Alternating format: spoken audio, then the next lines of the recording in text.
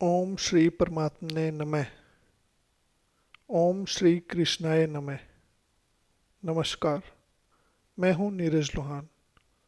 आप देख रहे हैं हमारी श्रीमद् भगवत गीता की क्रमबद्ध व्याख्या यात्रा, जहां हम अध्याय 2 के प्रत्येक श्लोक को क्रम से समझ रहे हैं और यह जानने का प्रयास कर रहे हैं कि हजारों वर्ष पूर्व कुरुक्षेत्र में श्री कृष्ण ने अर्जुन से जो कहा था वह आज हमारे जीवन में कितना प्रासंगिक है। आज हम अध्याय 2 के श्लोक 44, 45 और 46 को समझेंगे। ये तीनों श्लोक पिछले श्लोक 42 और 43 की ही कड़ी हैं और आज श्री कृष्ण हमें एक बहुत महत्वपूर्ण यात्रा पर ले जाते हैं। भोग और ऐश्वर्य की आसक्ति से समतव की ओर और समतव से आत्मबोध की ओर। पिछले वीडियो में हमने श्लोक 42 और 43 में समझा था कि कुछ लोग कर्मों के फल जैसे स्वर्ग, भोग और ऐश्वर्य को ही जीवन का सर्वोच्च उद्देश्य मान लेते हैं। श्री कृष्ण ने बताया कि जब मनुष्य हर कर्म के पीछे केवल यह देखने लगे मुझे इससे क्या मिलेगा, तो उसके भीतर इच्छाओं का एक चक्र आरंभ हो जाता है। इच्छा, कर्म, फल, नई इच्छा। फल मिला तो कुछ समय संतोष, फिर नई इच्छा, फिर नया लक्ष्य और मन लगातार बाहरी उपलब्धियों के पीछे दौड़ता रहता है। श्लोक 41 में श्री कृष्ण ने इसके विपरीत बात की थी। एक ऐसी दृढ़ बुद्धि जिसका लक्ष्य स्पष्ट हो। अब प्रश्न यह है, जब मन भोग और ऐश्वर्य की इच्छाओं में फंस जाता है तब उस बुद्धि का क्या होता है? यही प्रश्न श्लोक 44 में सामने आता है। एक क्षण के लिए अपने जीवन के बारे में सोचिए। आपके पास कोई लक्ष्य है, आप उसके लिए मेहनत कर रहे हैं, लेकिन उसी समय मन में 10 और इच्छाएं चल रही हैं। पैसा भी चाहिए, सम्मान भी चाहिए, सफलता भी चाहिए, सुरक्षा भी चाहिए, सुविधा भी चाहिए, दूसरों से आगे भी निकलना है और जो मिल गया है उसे खोना भी नहीं है। अब सवाल आता है, इतनी सारी दिशाओं में दौड़ता हुआ मन आखिर स्थिर कहाँ होगा? श्री कृष्ण कहते हैं, जब बुद्धि भोग और ऐश्वर्य की आसक्ति से मोहित हो जाती है तब वह परम सत्य में स्थिर होने के लिए आवश्यक एकाग्रता प्राप्त नहीं कर पाती। फिर श्री कृष्ण एक और बड़ा कदम आगे बढ़ाते हैं। इन 3 गुणों से ऊपर उठो और अंत में एक सुंदर उदाहरण देते हैं। छोटा कुआं और चारों ओर फैला हुआ विशाल जलाशय।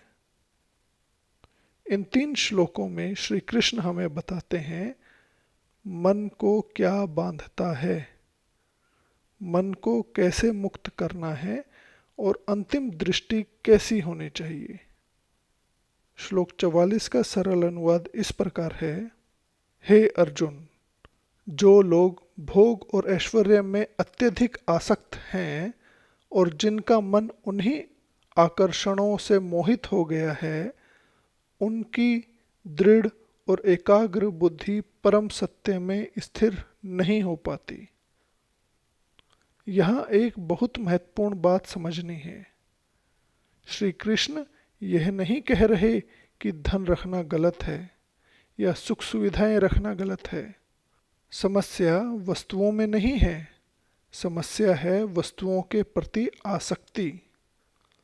धन हमारे पास हो सकता है, लेकिन यदि हमारी शांति इस बात पर निर्भर हो जाए कि मेरे पास कितना धन है, दूसरों से ज़्यादा है या कम है, मेरा पद क्या है, लोग मेरा कितना सम्मान करते हैं, तो धीरे धीरे वस्तुएं हमारे जीवन का साधन नहीं रहती, वे हमारे मन की शर्त बन जाती हैं। फिर बुद्धि बार बार उसी ओर जाती है, और चाहिए। यही आसक्ति बुद्धि की स्वतंत्रता को कम करती है। श्लोक 45 का सरल अनुवाद इस प्रकार है। हे अर्जुन, वेदों में वर्णित बहुत से कर्म प्रकृति के 3 गुणों से संबंधित हैं। तुम इन 3 गुणों से ऊपर उठो। सुख दुख जैसे द्वंद्वों से मुक्त रहो। सत्व में स्थिर रहो। जो प्राप्त नहीं हुआ उसे प्राप्त करने और जो प्राप्त हो गया है उसकी रक्षा करने की चिंता से मुक्त रहो, तथा अपने आत्म स्वरूप में स्थिर रहो। यह श्लोक बहुत गहरा है। श्री कृष्ण एक साथ कई बातें कहते हैं। प्रकृति 3 गुणों से बनी है, सत्व, रज और तम। हमारे विचार, भावनाएं और व्यवहार इन गुणों से प्रभावित होते हैं।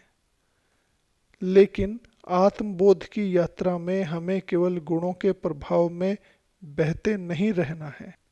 दूसरा, जीवन में द्वंद्व आते हैं। सुख दुख, लाभ हानि, जय पराजय, प्रशंसा और आलोचना। श्री कृष्ण यह नहीं कहते कि द्वंद्व जीवन से समाप्त हो जाएंगे। वे कहते हैं द्वंद्व आए, लेकिन तुम्हारे भीतर का संतुलन ना छीने। और तीसरा है नित्य सत्वस्थ। अपने जीवन को अधिक स्पष्ट, शांत, विवेकपूर्ण और सात्विक बनाओ। अर्थात मन को ऐसी अवस्था में रखो जहाँ निर्णय इच्छा और आवेग से नहीं, विवेक से लिए जाएं। और चौथा बहुत ही सुंदर है। योग जो अभी प्राप्त नहीं हुआ उसे प्राप्त करने की चिंता, और जो प्राप्त हो चुका है उसे सुरक्षित रखने की चिंता। मनुष्य का बहुत बड़ा हिस्सा इन 2 चिंताओं में चला जाता है। जो चाहिए वह कब मिलेगा, और जो मिल गया है वह कहीं चला ना जाए। श्री कृष्ण कहते हैं कर्तव्य करो, लेकिन इन दोनों चिंताओं को अपने मन का स्वामी मत बनने दो। 5वां, आत्मवान। अंततः अपने भीतर स्थित रहो। बाहर की परिस्थितियां बदलती रहें, लेकिन तुम्हारी चेतना हर परिस्थिति के साथ टूटती बिखरती ना रहे। श्लोक 46 का सरल अनुवाद इस प्रकार है। जिस प्रकार चारों ओर जल से भरे विशाल जलाशय के उपलब्ध होने पर छोटे कुएं का प्रयोजन उतना ही रह जाता है जितना आवश्यक हो, उसी प्रकार ब्रह्म को जानने वाले ज्ञानी के लिए वेदों में वर्णित सीमित फल वाले कर्मों का प्रयोजन सीमित रह जाता है। भावार्थ, श्री कृष्ण यहाँ एक बहुत ही सुंदर उदाहरण देते हैं। मान लीजिए आपके पास एक छोटा कुआं है, उसमें पानी है। आपकी आवश्यकता पूरी हो सकती है, लेकिन यदि चारों ओर एक विशाल जलाशय उपलब्ध हो जाए तो पानी की उपलब्धता का दायरा बहुत व्यापक हो जाता है। इसी प्रकार जब मनुष्य की दृष्टि केवल सीमित फल पर होती है, तब उसका लक्ष्य भी सीमित रहता है। लेकिन जब उसे परम तत्व का बोध होने लगता है तो उसकी दृष्टि व्यापक हो जाती है।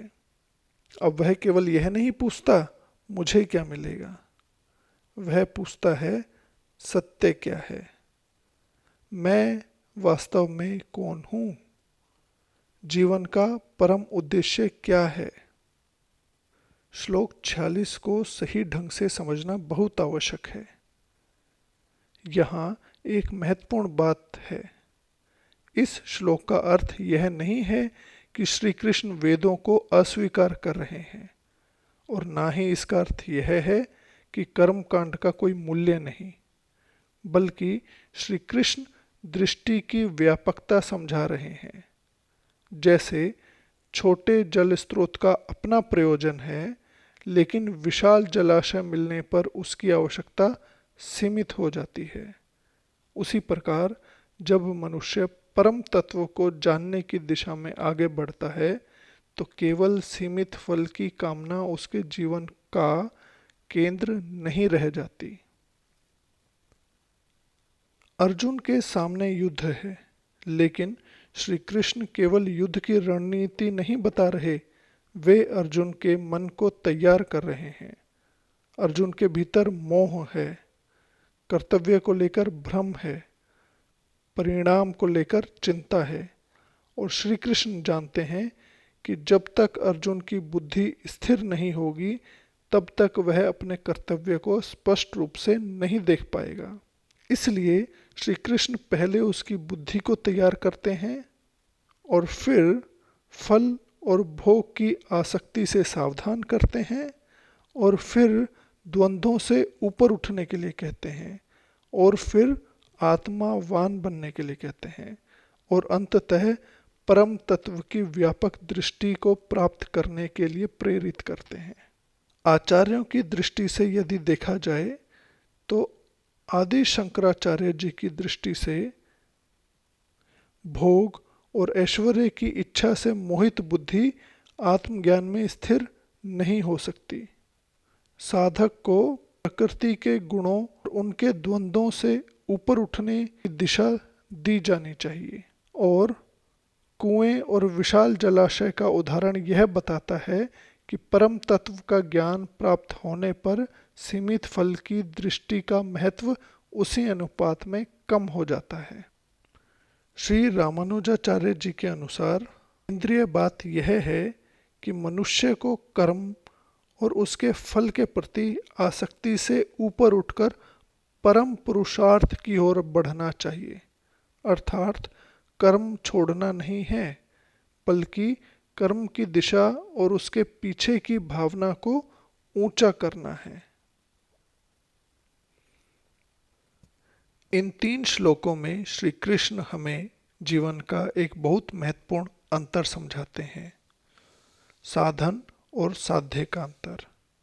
धन साधन हो सकता है, पद साधन हो सकता है, सफलता साधन हो सकती है, धार्मिक कर्म भी साधन हो सकते हैं, लेकिन इनमें से किसी साधन को अंतिम सत्य मत बना दो। जब साधन ही साध्य बन जाता है, तब मनुष्य बाहरी उपलब्धियों में फंस जाता है। जब साधन को सही स्थान मिलता है, तब वही साधन जीवन को ऊपर उठाने में सहायता करता है। इसलिए प्रश्न यह नहीं कि मेरे पास क्या है, बल्कि प्रश्न यह है जो मेरे पास है उसका मेरे मन पर कितना अधिकार है। आज के समय में भोग और ऐश्वर्य के रूप बहुत बदल गए हैं। आज यह केवल महल, सोना, घोड़े, राजसी वस्तुएं नहीं हैं। आज इनके अनेक रूप हैं। बड़ा घर, महंगी कार, बड़ा पद, अधिक वेतन, social status, followers, likes, view, दूसरों से आगे निकलने की होड़। हम सोचते हैं बस यह एक चीज मिल जाए फिर मैं संतुष्ट हो जाऊंगा, और वह मिल भी जाती है। कुछ समय खुशी होती है और फिर एक नई इच्छा जन्म ले लेती है। इसलिए गीता हमें सफलता से भागने को नहीं कहती, वह कहती है सफलता प्राप्त करो, लेकिन सफलता को अपनी पहचान मत बनने दो। मनोवैज्ञानिक दृष्टि से भी यदि हम देखें तो मानव मस्तिष्क नेचुरली रिवॉर्ड की तलाश करता है। जब हमें कोई उपलब्धि मिलती है तो हमें संतोष और आनंद मिलता है, लेकिन यह अनुभव हमेशा स्थायी नहीं रहता। फिर मन अगला लक्ष्य खोजने लगता है। इसलिए व्यक्ति के पास बहुत कुछ होने के बाद भी वह बेचैन हो सकता है। इस चक्र को सरल भाषा में समझें। इच्छा, प्रयास, उपलब्धि, थोड़ी खुशी, नई इच्छा।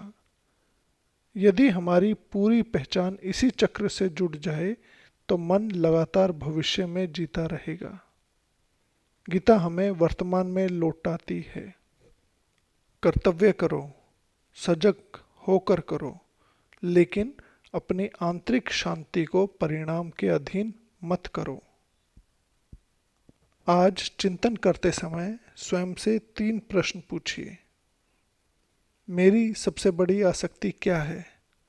धन, सफलता, सम्मान, दूसरों की स्वीकृति, सोशल मीडिया या कोई और चीज़?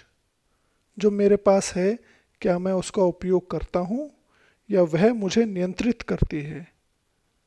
यदि मेरी कोई बड़ी इच्छा पूरी ना हो तो क्या मैं फिर से शांत रह सकता हूँ? इन प्रश्नों के उत्तर आपको आपके मन की वास्तविक स्थिति दिखाएंगे। आज का अभ्यास केवल 5 मिनट का है। इच्छा निरीक्षण अभ्यास। शांति से बैठिए, मन में आने वाली इच्छाओं को रोकिए मत, बस उन्हें देखिए। जब मन कहे मुझे यह चाहिए तो पूछिए क्यों। फिर पूछिए यह मेरी आवश्यकता है या मेरी आसक्ति, और अंत में क्या इसके बिना भी मैं अपना कर्तव्य कर सकता हूँ। बस इतना ही। मन को बदलने की कोशिश नहीं करनी है, पहले उसे देखना सीखना है। आज हम यह संकल्प कर सकते हैं कि मैं भोग और ऐश्वर्य का उपयोग करूंगा, लेकिन उन्हें अपने मन का स्वामी नहीं बनने दूंगा। और दूसरा, मैं सुख दुख, लाभ हानि और प्राप्ति अप्राप्ति में अपना संतुलन बनाए रखने का प्रयास करूंगा। आज का गीता सूत्र है, वस्तुएं बाहर रहें, आसक्ति भीतर ना बसे। और इन तीनों श्लोकों का एक और गहरा सूत्र है, आसक्ति से बुद्धि बिखरती है, समतव से बुद्धि स्थिर होती है और आत्मबोध से दृष्टि व्यापक होती है। आज के तीनों श्लोकों का सार इस प्रकार है। यदि पूरे वीडियो को केवल 3 वाक्यों में याद रखना हो तो भोग और ऐश्वर्य की आसक्ति बुद्धि को परम सत्य में स्थिर नहीं होने देती। द्वंद्वों और प्राप्ति सुरक्षा की चिंता से ऊपर उठकर आत्मसत और संतुलन बनाओ। जब परम तत्व की व्यापक दृष्टि प्राप्त होती है तब सीमित फल की कामना का महत्व कम हो जाता है। और इन तीनों का सार, बाहर की उपलब्धियों से ऊपर उठकर भीतर की स्थिरता प्राप्त करो। तो मित्रों, श्री कृष्ण हमें संसार छोड़ने के लिए नहीं कह रहे, वे हमें संसार के बीच रहते हुए उससे अपनी मानसिक गुलामी समाप्त करने की शिक्षा दे रहे हैं। धन हो लेकिन धन का अहंकार ना हो, सफलता हो लेकिन सफलता का मद ना हो, सुख मिले लेकिन सुख की आसक्ति ना हो, हानि हो लेकिन उससे हमारा विवेक ना टूटे, और सबसे महत्वपूर्ण, हमारी पहचान उन चीज़ों से ना बने जो आज हैं और कल नहीं भी हो सकती। क्योंकि गीता की यात्रा हमें बाहर की वस्तुओं से भीतर के सत्य की ओर ले जाती है, भोग से समतव की ओर, समतव से आत्मबोध की ओर। और यही श्लोक 44, 45 और 46 की क्रम वृद्धि है। यदि आज की व्याख्या ने आपको अपने जीवन की किसी एक आसक्ति पर विचार करने के लिए प्रेरित किया हो तो वीडियो को लाइक करें, अपने प्रियजनों के साथ शेयर करें और चैनल को सब्सक्राइब करना ना भूलें। आप कमेंट में अपने विचार हमारे साथ साझा कर सकते हैं, आप अपने एक्सपीरियंस लिख सकते हैं। यदि कोई प्रश्न है तो वो भी आप हमसे कमेंट में पूछ सकते हैं, ताकि यह केवल एक वीडियो की बात ना रहे बल्कि हमारे जीवन का अभ्यास बने। इसी के साथ मैं अपनी वाणी को विराम देता हूँ। नमस्कार, जय श्री कृष्ण, हरि ओम।